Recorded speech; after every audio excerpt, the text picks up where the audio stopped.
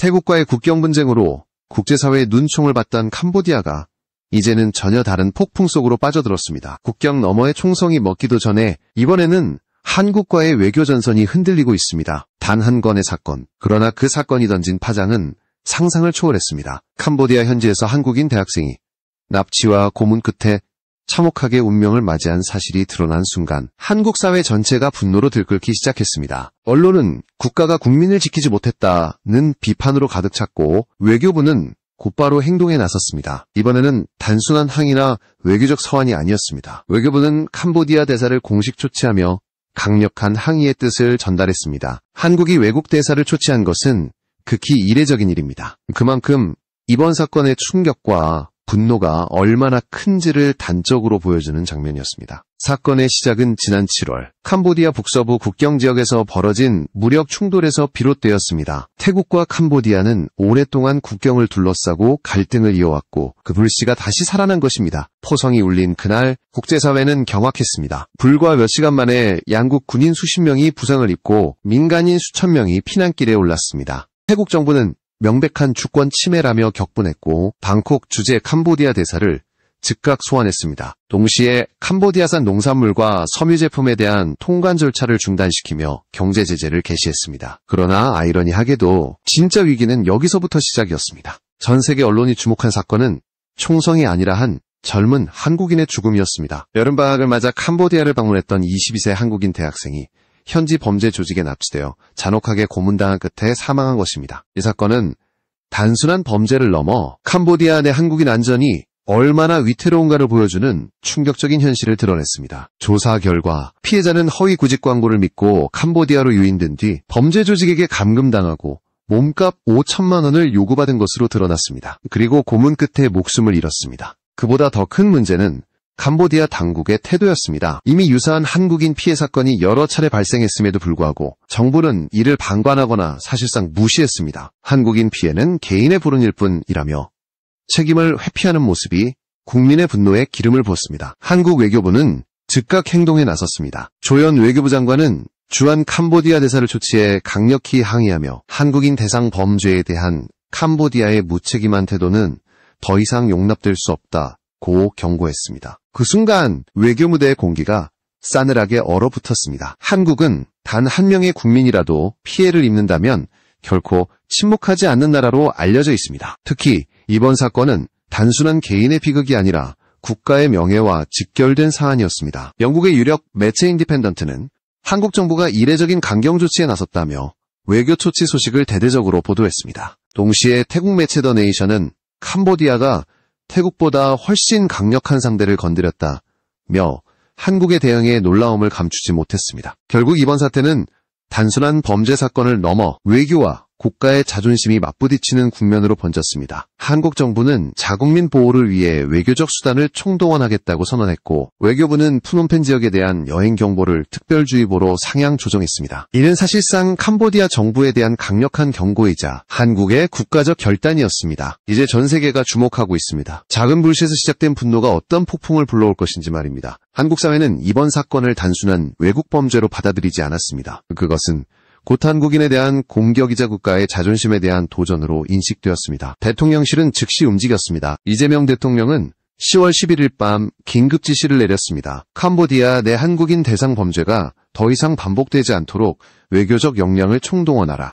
이는 외교부뿐 아니라 경찰청, 법무부, 국정원까지 연계된 전면적 대응 지시였습니다. 단순한 항의가 아니라 체계적이고 실질적인 대응이 시작된 것입니다. 조현 외교부 장관은 주한 캄보디아 대사 쿤폰 나타나를 불러 사건의 심각성을 강조했습니다. 캄보디아 정부가 자국 내에서 벌어지는 한국인 납치 및 불법 구금 사태를 방관하고 있다면 이는 국제적 책임을 저버리는 행위입니다. 조 장관의 목소리는 단호했습니다. 외교적 언어 속에서도 감춰지지 않는 분노가 묻어났습니다. 그는 이어 한국은 필요시 추가적인 외교 조치를 취할 준비가 되어 있다며 사실상 최후 통첩을 날렸습니다. 대사 역시 사안의 심각성을 인정한다며 본국 정부에 즉시 보고하겠다고 약속했습니다. 그러나 이미 한국 사회의 분노는 걷잡을 수 없을 정도로 커지고 있었습니다. 외교적 긴장은 곧 국제 여론으로 확산되었습니다. 영국의 인디펜던트뿐 아니라 싱가포르 이스트레이트 타임스와 일본의 요미우리 신문까지 이번 사건을 대대적으로 보도했습니다. 각국 언론은 공통적으로 한국 정부가 국민 보호를 위해 전례 없는 속도로 움직였다는 점에 주목했습니다. 한때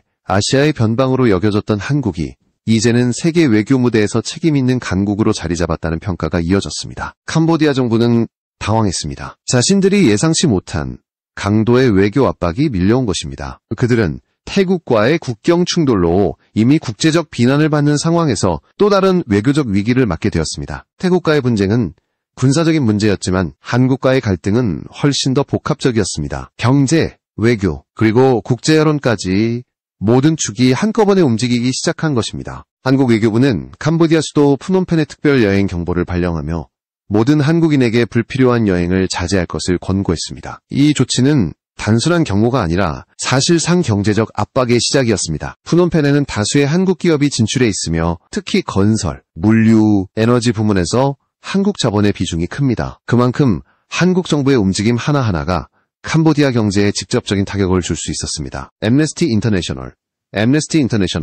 역시 입을 열었습니다. 캄보디아 내 온라인 사기 조직은 정부의 무기나 아래 외국인을 상대로 심각한 인권 침해를 자행하고 있다. 국제인권단체의 공식 성명은 캄보디아 정부를 또다시 압박했습니다. 이제 사건은 단순한 외교 문제를 넘어 국제인권 문제로 비화되고 있었습니다. 이런 상황에서 한국의 강경 대응은 국제사회의 지지를 얻었습니다. 한국은 자국민을 지키기 위해 싸우는 나라라는 이미지가 굳어졌습니다. 싱가포르 매치 스트레이트 타임스는 사설에서 이렇게 논평했습니다. 이번 사태는 한국이 단순한 경제 강국을 넘어 도덕적 영향력을 행사하는 국가임을 보여준다. 국민의 안전을 위해 외교적 수단을 총동원한 한국의 결단은 전 세계 민주주의 국가들에게 모범이 될 것이다. 한국의 위상은 사건이 커질수록 오히려 더 높아지고 있었습니다. 반면 캄보디아 정부 내부에서는 혼란이 가중되었습니다. 외신의 집중 포화, 투자 불안, 시민들의 불만이 한꺼번에 터져나오자 정부는 급히 대책회의를 소집했습니다. 그러나 문제의 본질은 단순한 범죄 단속이 아니었습니다. 국가 시스템의 부패, 치안의 불안정, 그리고 외국인 보호에 대한 무책임이 한꺼번에 드러난 것입니다. 한국의 경고는 그들에게 있어 경고가 아니라 심판이 되고 있었습니다. 한국 정부의 메시지는 분명했습니다. 우리는 국민의 생명을 지키기 위해 어떤 대가도 두려워하지 않는다. 이 단호한 한마디가 외교 무대의 흐름을 완전히 바꾸어 놓았습니다. 캄보디아 정부가 느끼는 압박은 시간이 지날수록 더욱 커졌습니다. 태국과의 국경 충돌로 인해 이미 외교적 신뢰를 잃은 상태에서 한국이라는 거대한 상대까지 자극한 것은 치명적인 실수였습니다. 무엇보다 한국의 대응은 단순히 외교적 항의에 그치지 않았습니다. 그것은 정교한 압박 전략이었습니다. 경제와 외교, 그리고 여론이라는 세 축을 동시에 움직이는 강대국의 방식이었습니다. 한국은 우선 경제적 수단을 동원했습니다. 외교부가 특별여행 경보를 발령하자 현지에 진출한 여러 한국 기업들이 안전 문제를 이유로 프로젝트를 일시 중단했습니다. 이는 단순한 조치처럼 보였지만 캄보디아 입장에서는 치명적인 타격이었습니다. 건설, 에너지, 물류 등 한국 자본이 깊이 관여한 산업들이 멈춰서자 캄보디아 내 투자 심리가 급속히 위축되었습니다. 특히 한국 대기업들이 철수 가능성을 시사하자 현지 금융시장이 크게 흔들렸습니다. 한국의 한 결정이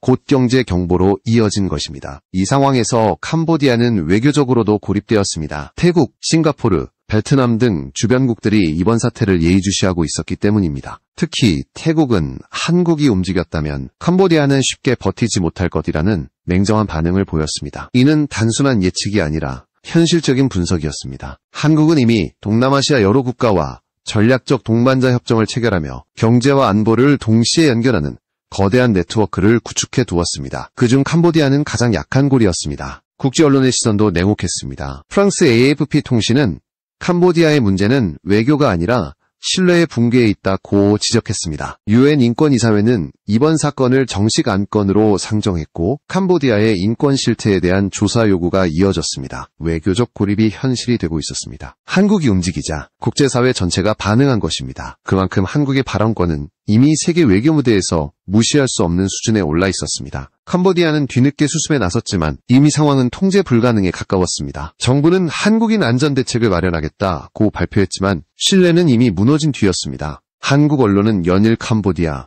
내 치안 붕괴라는 제목으로 연속 보도를 이어갔고 여론은 점점 더 강경한 조치를 요구했습니다. 단 한 명의 국민도 포기하지 않는다. 이 문장은 이미 한국 사회 전체에 구호가 되어 있었습니다. 그 사이 캄보디아 경제에는 눈에 띄는 변화가 일어나기 시작했습니다. 관광객이 급감하고 한국과의 무역 통관 절차가 느려지면서 수출 물량이 줄었습니다. 외국인 투자자들은 불안 속에 자금을 회수하기 시작했고 현지 환율은 급등했습니다. 불과 한 달 전까지만 해도 성장률 6%를 자랑하던 캄보디아 경제는 단숨에 불안정한 궤도로 들어섰습니다. 이 모든 변화의 중심에는 한국이 있었습니다. 한국은 직접적인 제재를 가하지 않았습니다. 하지만 경고 하나로 충분했습니다. 그것이 한국의 진짜 힘이었습니다. 군사력이나 위협이 아니라 신뢰와 시스템으로 상대를 압박하는 방식. 바로 그 점에서 한국은 태국이나 다른 동남아 국가들과 달랐습니다. 태국은 군사적으로 맞섰지만 한국은 경제와 외교로 상대를 멈추게 만들었습니다. 이 시점에서 국제사회는 한 가지 사실을 깨달았습니다. 한국은 단지 강한 나라가 아니라 책임있는 강국이라는 것입니다. 국민 한 사람의 생명과 안전을 위해 국가 전체가 움직이는 그 시스템, 그것이 진짜 국력이라는 사실을 한국이 증명하고 있었습니다. 캄보디아 정부는 연이어 기자회견을 열며 사태를 진정시키려 했지만 그럴수록 불신은 더 커졌습니다. 언론의 카메라 앞에서 그들이 반복하는 말은 하나였습니다. 한국과의 관계는 중요하다. 그러나 이미 한국의 외교는 경고를 넘어 결단의 단계로 들어서고 있었습니다. 시간이 흐를수록 캄보디아 정부는 자신들이 무엇을 잘못 건드렸는지 뼈저리게 깨닫기 시작했습니다. 태국과의 무력 충돌은 단순한 국경 사건이었지만 한국과의 갈등은 전혀 다른 차원의 문제였습니다. 그것은 힘의 문제가 아니라 질서의 문제, 즉 국제사회에서의 위치와 신뢰를 건드린 사건이었습니다. 한국은 단순히 분노를 표출하는 국가가 아니라 실질적인 영향력을 행사하는 나라였습니다. 한국 외교부의 강경 조치는 곧 청와대의 전폭적인 지지를 받았습니다. 대통령실은 국민의 안전을 보호하는 것은 정부의 최우선 의무라며 이번 사건을 국가적 사안으로 격상시켰습니다. 그리고 국방부 역시 조용히 움직이기 시작했습니다. 공식적인 군사 조치는 없었지만 국방부는 즉시 캄보디아 주변 지역에서의 정보 수집과 교민 보호 대비 태세를 강화했습니다. 주캄보디아 한국대사관에는 현지 군사무관이 추가 파견되었고 군사위성 감시망이 동남아 전역으로 확대되었습니다. 이 모든 조치는 한국이 단순한 경제 강국이 아니라 세계적으로 작동하는 안보 시스템을 갖춘 국가임을 보여주는 상징적 장면이었습니다. 국방 전문지 제인스 디펜스 위클리는 이를 이렇게 평가했습니다. 한국의 대응은 총이나 미사일을 쏘는 것이 아니라 정보와 외교로 전장을 통제하는 방식이다. 캄보디아는 그것이 얼마나 무서운 힘인지 알지 못했다. 실제로 한국은 세계 5위권의 군사력과 최첨단 정보 자산을 보유하고 있습니다. KF-21차 세대 전투기, 이지스 구축함, 그리고 독자 개발한 위성 정찰망까지 이 모든 것은 단지 전쟁용 무기가 아니라 국가의 영향력을 상징하는 수단이 되었습니다. 이 같은 한국의 시스템적 힘은 단 한 번의 지시로도 즉각 현실에 영향을 미칩니다. 대통령실의 한 관계자는 이렇게 말했습니다. 우리가 직접적인 군사 행동을 취하지 않더라도 상대국은 그 가능성만으로 충분히 긴장하게 된다. 바로 그 가능성이 한국의 억제력입니다. 캄보디아는 이를 체감하고 있었습니다. 외교적으로 압박당하고 경제적으로 흔들리고 국제사회에서 고립되는 동안 그들은 마음속으로 한국만은 건드려서는 안 되는 나라였다는 사실을 깨닫기 시작했습니다. 태국 언론 더 네이션은 다시 한번 주목했습니다. 캄보디아는 태국과의 싸움에서는 총탄을 피했지만 한국과의 싸움에서는 금융과 여론이라는 더 무서운 무기에 직면했다. 이는 단순한 비유가 아니었습니다. 한국의 금융기관들이 캄보디아 내 송금과 결제 네트워크 점검에 나서면서 불법 자금 흐름이 막히기 시작했습니다. 온라인 사기 조직의 자금줄이 끊기자 현지 범죄 조직들은 급속히 약화되었습니다. 한국에 보이지 않는 힘이 작동하기 시작한 것입니다. 국제통신망, 금융 네트워크, 사이버 보안 시스템이 세 가지 영역에서 한국은 이미 선진국을 넘어 통제국가로 평가받고 있습니다. 즉, 한국이 마음만 먹으면 전 세계 어디서든 불법 자금의 흐름을 추적하고 차단할 수 있다는 뜻입니다. 캄보디아의 범죄 조직이 한국인을 대상으로 한 온라인 사기와 인신매매를 통해 막대한 수익을 올려왔지만 이제 그 길이 막혔습니다. 한국 이정보전을 시작하자 범죄 조직은 더 이상 숨을 곳이 없었습니다. 결국 캄보디아 정부는 두려움 속에 후퇴하기 시작했습니다. 외교부 장관이 한국 정부의 협력 의사를 공식 표명했고 현지 경찰은 급히 한국인 피해 사건 특별수사팀을 구성했습니다. 하지만 이미 늦었습니다. 국제사회는 캄보디아를 신뢰할 수 없는 파트너로 분류하기 시작했습니다. 그리고 그 중심에는 한국이 있었습니다. 한국은 보복이 아니라 원칙을 세웠습니다. 우리는 국민을 지킨다. 그것이 국가의 존재 이유다.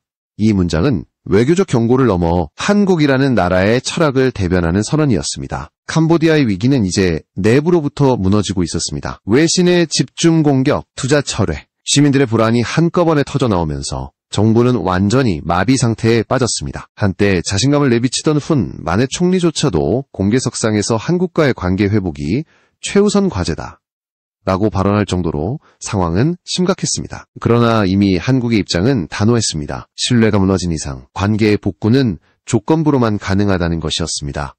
이 시점에서 한국은 국제사회에서 전례 없는 외교적 리더십을 보여주고 있었습니다. 단순히 자국민 보호를 넘어 국제정의를 실현하는 강국으로서의 역할을 자임한 것입니다. 미국 국무부 대변인은 한국의 외교적 접근은 민주주의 국가들이 따라야 할 모범이라고 평가했고, 유럽연합 역시 캄보디아 내 인권 문제 해결을 위해 한국과 협력할 준비가 되어 있다고 발표했습니다. 이는 한국이 더 이상 지역 강국이 아닌 글로벌 질서의 중심국으로 부상했음을 의미했습니다. 경제적 여파는 더욱 가속화되었습니다. 캄보디아 중앙은행은 환율 방어를 위해 비상조치를 취했지만 외화 유출은 멈추지 않았습니다. 특히 한국 투자자들의 자금 회수가 결정타였습니다. 불과 몇 주 만에 3억 달러 규모의 한국 자본이 빠져나갔고 수많은 현지 프로젝트가 중단되었습니다. 국제통화기금 IMF는 캄보디아의 성장률이 단기적으로 2% 이상 하락할 수 있다고 경고했습니다. 이 모든 것은 총 한 발 쏘지 않고 만들어낸 결과였습니다. 한국은 오직 신뢰와 시스템으로 상대국의 경제를 멈춰 세운 것입니다. 이런 가운데 한국 국민들의 여론은 단 하나의 목소리를 냈습니다. 정부가 잘했다.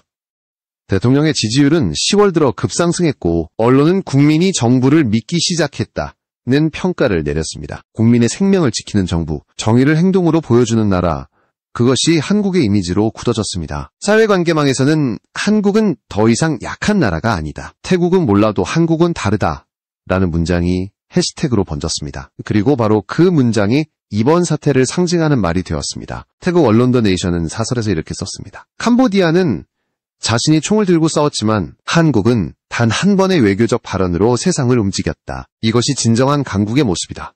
실제로 한국은 군사적 개입이나 제재를 하지 않았습니다. 그러나 세계는 한국의 존재감을 느꼈습니다. 캄보디아 정부는 외교문서를 통해 한국의 우려를 깊이 받아들인다 고 공식 사과했지만 이미 잃은 신뢰는 돌아오지 않았습니다. 이 시점에서 한국은 외교적으로 완벽한 승리를 거두었습니다. 국민의 분노를 달래고 범죄를 근절하며 국제사회로부터 존경을 받는 결과를 만들어냈습니다. 그리고 그 모든 과정은 한 명의 국민으로부터 시작되었습니다. 납치와 고문 끝에 세상을 떠난 젊은 대학생의 비극은 한국을 하나로 만들었고 정부를 움직였으며 결국 세계를 바꿨습니다. 그가 남긴 상처는 아프지만 그 상처 위에서 한국은 다시 한번 책임 있는 국가로 서 있었습니다.